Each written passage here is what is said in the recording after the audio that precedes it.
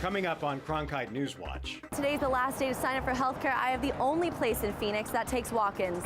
Plus, how your sports addiction could actually be against the law. What you need to know coming up. And fish are dying by the masses at Tempe Town Lake. We'll explain what in the water is dangerous to their health. In-depth, insightful, innovative. Cronkite NewsWatch starts right now. Good evening and welcome to Cronkite NewsWatch. I'm Crystal Story. And I'm Brittany Bade. Thanks for joining us. The pressure is on today as it is the last day to sign up with the federal government for health care. Many businesses around town will be open until 9 p.m. to help people get signed up. And Cronkite News reporter Cassie Klatt found out what you need to beat the deadline. Cassie? Yes, Crystal, I found the only location in Phoenix accepting walk-ins. Everywhere else, you have to have an appointment.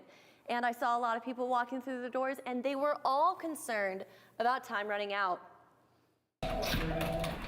The phones are ringing off the hook.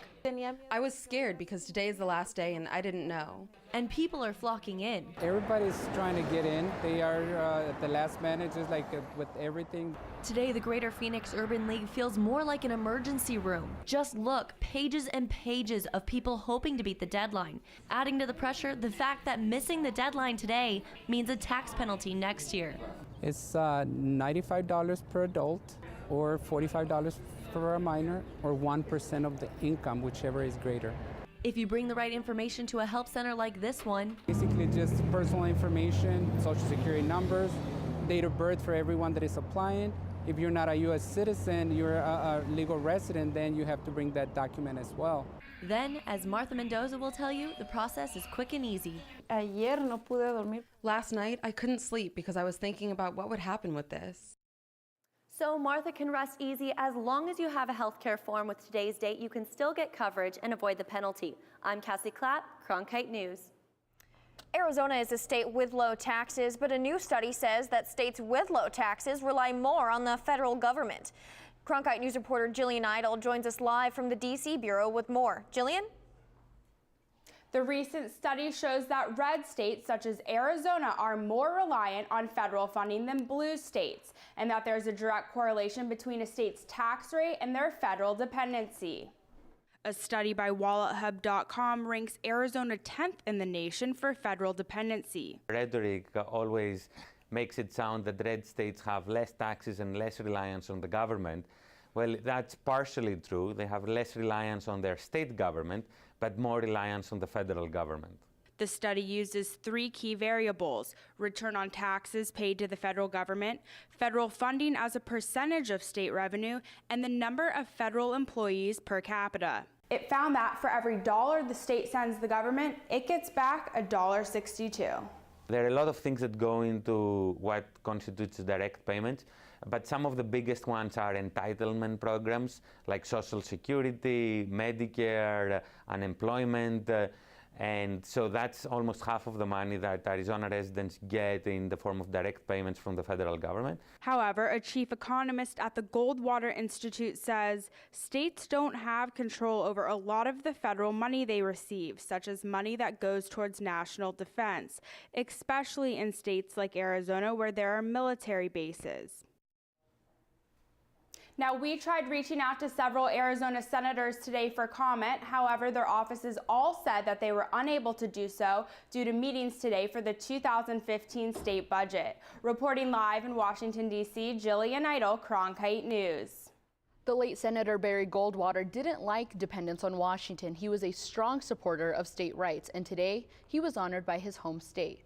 Reporter Tweelon Nugent attended the event and joins us live with more. Twee? The Arizona Capitol Museum unveiled its newest addition today, an 8-foot-tall sculpture of former Senator Barry Goldwater. The statue will remain at the museum for the next few months until it moves to its new permanent home at Statuary Hall in the nation's capital. Barry Goldwater again stands tall in the Arizona State Capitol. Senator Adam Driggs sponsored legislation in 2008 to commission the bronze sculpture. If there's one person that symbolizes Arizona in its first 100 years of statehood, that would be Barry Goldwater. Goldwater's statue will stay at the Capitol until there is enough funding to transport it 2,300 miles to Washington, D.C. Craters and Freighters of Phoenix will ship it. I remember him as a child growing up, and seeing this come to fruition today, it's a proud moment for us. It really is.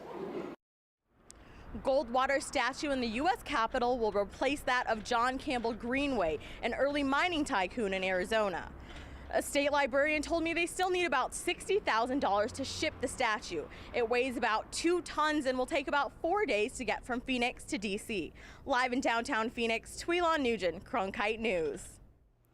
March 31st marks the birthday of late Mexican-American labor leader Cesar Chavez. Chavez rallied workers to boycott for fair pay and job protection. There hasn't been enough support in Congress to deem the day a national holiday, so President Obama has been declaring Chavez's birthday Cesar Chavez Day each year. Fantasy sports are an obsession all over the U.S., but one big difference in Arizona, they're illegal here. Kimberly Hariza has the details. Kimberly? Today is the D-backs home opener, an opening day for most of baseball, and that means one thing. Fantasy baseball is in full swing, but due to a failed attempt in the legislature, fantasy sports are still illegal in Arizona. Over 33 million people in the U.S. play fantasy sports each year. These competitions allow people to manage dream teams of athletes, reality TV stars, and even politicians. Many Arizonans have drafted their fantasy baseball teams, but the catch is, under current gambling laws, fantasy sports are illegal in Arizona. A bill to legalize this activity went through the legislature this year, but failed due to opposition from the Arizona Indian Gaming Association. It was almost embarrassing to hear that Arizona is one of 5 states. So the citizens of 45 other states could participate in fantasy sports, but Arizona residents can't. Participation is not closely regulated, but states' residents can't collect prizes for national fantasy competitions simply because of their Arizona zip code. I'm Kimberly Hariza, Cronkite News. The U of A Wildcats suffered a close 64-63 loss to Wisconsin in Saturday's Elite 8 game. Fans responded by rioting in the street, but it's not the fans' action in question. Tucson Police Department has launched an internal investigation. Officers are being accused of using excessive force against fans following the game. Police fired plastic rounds, rubber rounds, and pepper balls at individuals and were even seen knocking one of the women off her feet into a bench. Police say they acted in response to attacks by students who were throwing beer cans and firecrackers. 15 people were arrested. Police are currently reviewing bystander video and body cameras worn by officers that night. Coming up on NewsWatch. The residents of a Valley City might be getting a big surprise on their summer water bills. We'll tell you what's causing the price hike. Hundreds of fish are dying in the Tempe Town Lake, and we'll explain what in the water is hazardous to their health and potentially yours. Imagine being stranded. Getting 16,000 points for them. From TV banks to computers. Cronkite NewsWatch starts right now.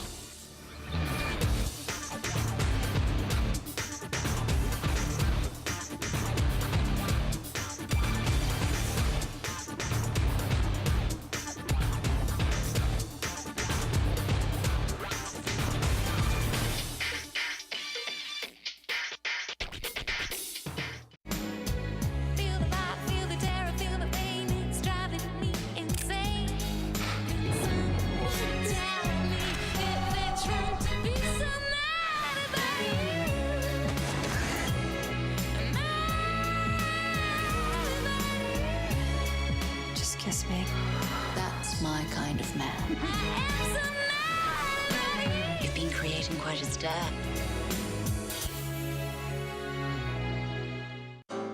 The winter you've been waiting for is on PBS. You must choose either death or life. All the drama. There's going to be changes at Downton. It's getting harder to say no. The adventure. The waves are breaking all around us. And the spectacle of nature. We're going to show how special these animals are. Come in from the cold. Support the one place that can take you any place.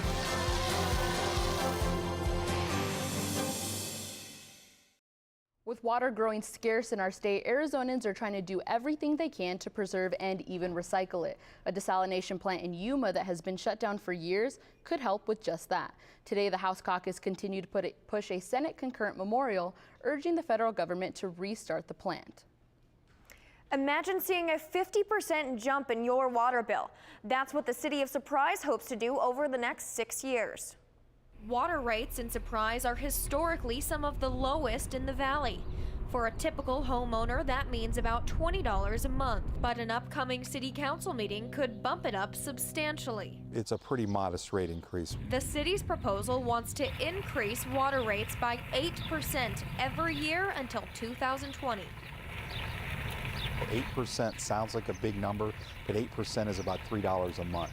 There's a lot of people around here. I don't think that it's incredibly easy to add that much. The city says the price hike is vital for long-term planning. Part of the reason for rate increase is taking care of our systems, and the other part was to make sure we have enough water for the future. Surprise has not had any major breakdowns with its water system, but McKinley says the infrastructure is getting old. So they're starting to get there, but you don't want to wait. It's just like at your house. You don't wait until something completely dies before you fix it. The city is trying to avoid a drastic increase in rates, but some residents don't want an increase at all. I'd just be curious how they could justify doubling already incredibly high rates. The Surprise City Council will vote on the rate increase May 20th. If the rate hike is approved, residents can expect to pay a few extra dollars a month starting in July. A bacterial outbreak is spoiling one of Tempe's most popular nature destination. Cronkite News reporter Cooper Rummel has the story. It's one of Tempe's most picturesque locations. But look a little closer. Tempe Town Lake will make you sick.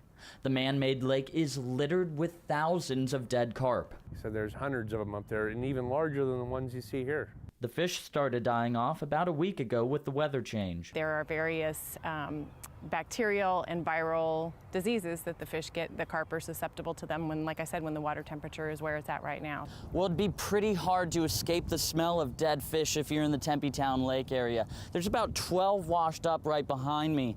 Hungry birds are flocking to the lake, but city officials say it's safe for people to return too. As far as if somebody went swimming in there, this bacteria or virus is specific for carp. Cleanup crews say the worst is over. Tempe Town Lake should start to look normal again next week when temperatures rise to levels that will kill the bacteria. In Tempe, Cooper Rummel, Cronkite News. This isn't the first time Tempe Town Lake has seen a big fish kill. Just a couple years ago, the tilapia population died off due to an abrupt change in water temperature. Coming up on NewsWatch. Weather experiments in Wyoming could bring more water to the valley, and you may need that sweater just one more time. I've got your forecast coming up next. NewsWatch is one of the really big things I will always remember for the rest of my life. You're lugging around all of your equipment, you are doing all of the work, and that's what makes it so fulfilling to me. Being an anchor, I think it's a privilege. I enjoy every moment of it. Seeing your show on air, it is one of the most surreal feelings ever.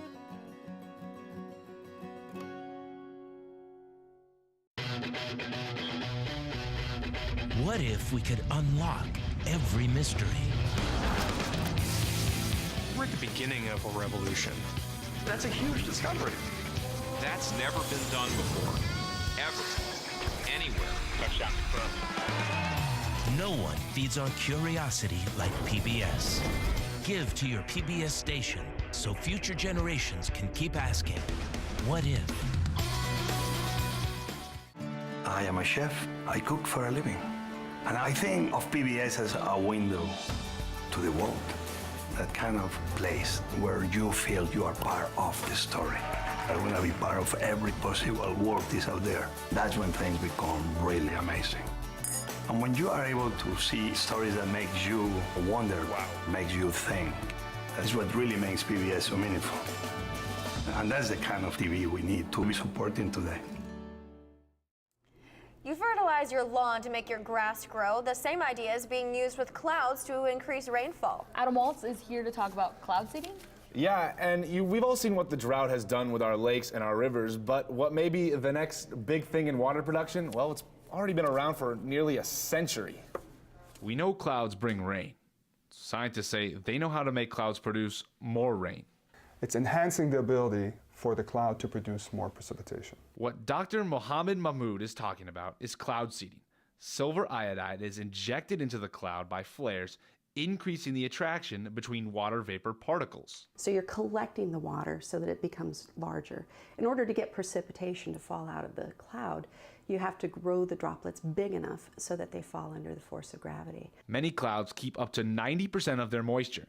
Seeding collects the water particles and boosts the cloud's probability to rain. This does is only increase the ability of what something was about to do. Seeding for snow in Colorado and Wyoming is already underway.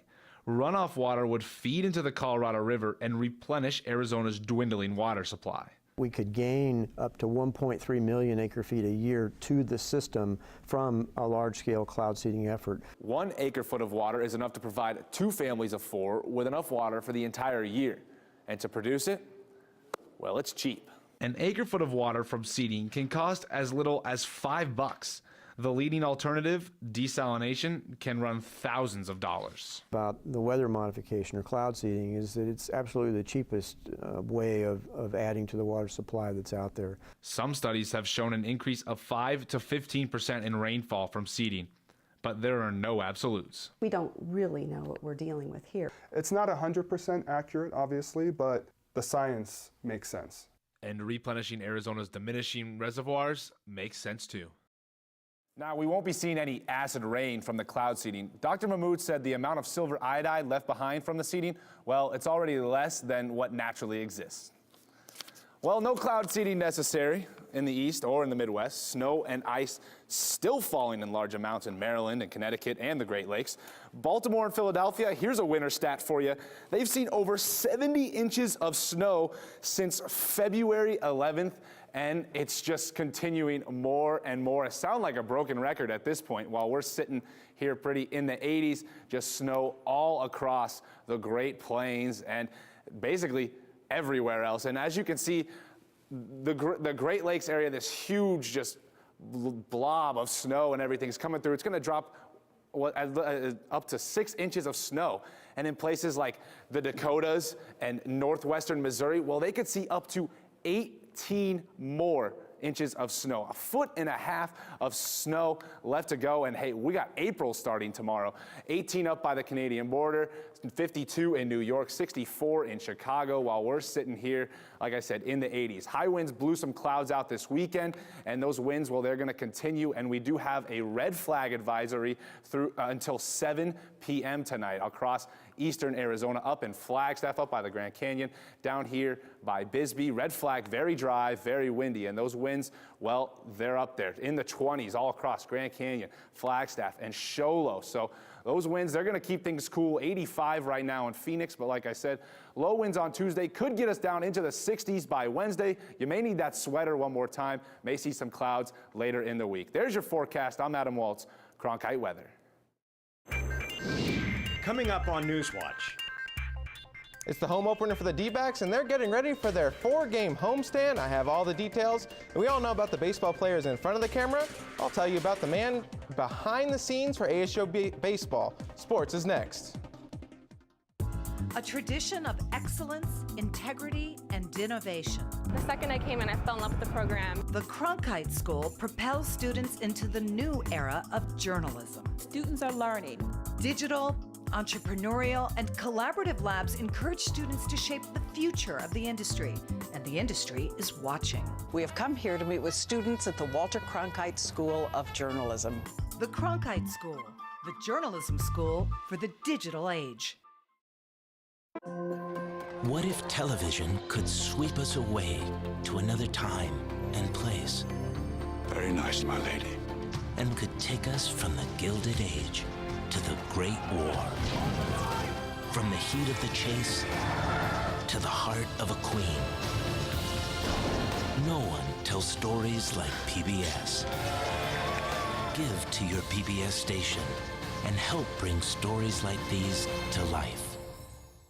What if television could remember the heroes we honored, the music we danced to, the dreams we chased? The hope still lives, and the dream shall never die. No one tells our nation's story like PBS. Give to your PBS station and help bring America's story to life. Imagine being stranded. Feeding 16,000 points for them. From TV banks to computers. Cronkite NewsWatch starts right now.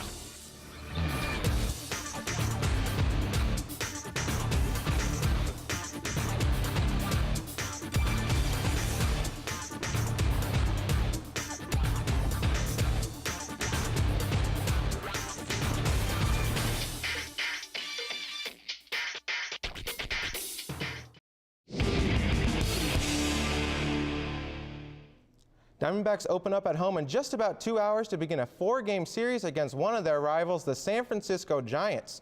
The D-backs trying to put their trip to Australia behind them, where they dropped both games down under to the Dodgers. The D-backs, looking for their first win of the season, will go with Brandon McCarthy on the mound, and he will be countered by Madison Bumgarner, who arguably had the best spring of any pitcher. All-star first baseman Paul Goldschmidt has started the season 4 for 9, and if the D-backs can get some runners on before him, they should have a shot at taking the opening series from the Giants. Now from the majors to college, ASU baseball has always been a powerhouse program, feeding talent to the pros. But what about the talent behind the scenes? Sports reporter Michael Canderas caught up with the man who has made ASU baseball his life. He wasn't born in Arizona, he's never played baseball, and yet for over half of his life, Steve Kirkman has been the man behind the scenes at Packard Stadium. I'm the operations and video coordinator here at ASU. This is the 40th and final year of Packard Stadium. Next season, ASU plays at Phoenix Municipal Stadium until Packard is renovated or replaced. Kind of mixed feelings. I mean, it is, like I've said, I've spent more time here than anywhere else, so it'll be weird for it to not be here anymore. And it might be weird, since Kirkman has been coming to the same office for 16 years. That's over half of this 33-year-old's life, and he even took his wedding photos here. We had the reception at, and then we snuck over here, take some photos in the dugout, so it was kind of cool. At first I kind of didn't want to do it because it was like I'm coming to work on my wedding day, so great. Kirkman admits the photos are one of his best memories at the stadium, but his favorite part about Packard has more to do with the players. Probably the favorite part about Packard is just seeing the names that come through here and seeing the names coming through here. And the outfield wall has a ton of names up there, but there's a ton more names that aren't up there yet. Kirkman has seen a lot of stars come through ASU and wouldn't want to be anywhere else for the future stars. I love it. It's like I said, I've spent more time here than anywhere else I've ever been, whether it's my house, my parents' house, anywhere else. Said 16 years is quite a while, and it's definitely been fun. And Kirkman hopes the next 16 years with ASU will be just as fun. In Tempe, Michael Canderas, Cronkite Sports. ASU's final regular season game at Packard Stadium will be on Tuesday, May 20th, when they face Abilene Christian. Now to the hardwood. The NCAA tournament started with 64 teams, and now finally, after 2 weeks of quite possibly the most unpredictable tournament of all time, we're down to the Final Four. And the two most recent teams to punch their tickets to North Texas, well, just as unpredictable. Cronkite Sports reporter Louis Vertone has a quick wrap-up of the fight for the Final Four. Looks at me a certain way. I just know I got to be more aggressive, and I got to open shots because my teammates got me the ball, and we just kept running, and guys were just making shots. Guys were just feeling the intensity that the fans were bringing, and we just was fortunate enough to get the W. And Coach John Calipari continues to stick with a one-and-done model and continues to stick it to the college basketball purist. Boasting 5 freshman starters, the 8th-seeded Wildcats beat 2nd-seeded Michigan 75-72. The big play, guard Aaron Harrison with yellow draped all over him, buries the 3 all the way from Lexington and sends his squad to the AT&T Stadium. Kentucky becomes the first team to reach a Final Four with an all-freshman starting lineup since, ironically, Michigan's Fab Five back in 1992. I mean, we showed a lot of toughness. I mean, we're just a tough group of young guys, and it doesn't really matter about the age or anything anymore. We just go out and try to fight and keep our heads down and just swing the whole game, and we just fight so hard. So the Final Four is set. The top seed in the tournament, Florida, will take on UConn in the first of the 2 games on Saturday. The Huskies beat the Gators back in December when, who else, Shabazz Napier hit a last-second shot to defeat the Gators, their last loss to date. And the Wildcats play Wisconsin in the second game, a game that will pit 2 big, bruising front courts and athletic point guards against one another. Should be a great day of basketball. Sticking to basketball, the Suns riding a 6-game winning streak, taking on the Lakers in LA. Early on, Ryan Kelly gets loose and gets up, and the foul. Lakers up big in the first. Suns would make a comeback. Gerald Green from deep hits the 3. Phoenix takes a 37-36 lead in the second, but it would be all Lakers and all Chris Kaman from there. Kaman with the turnaround circa 2010.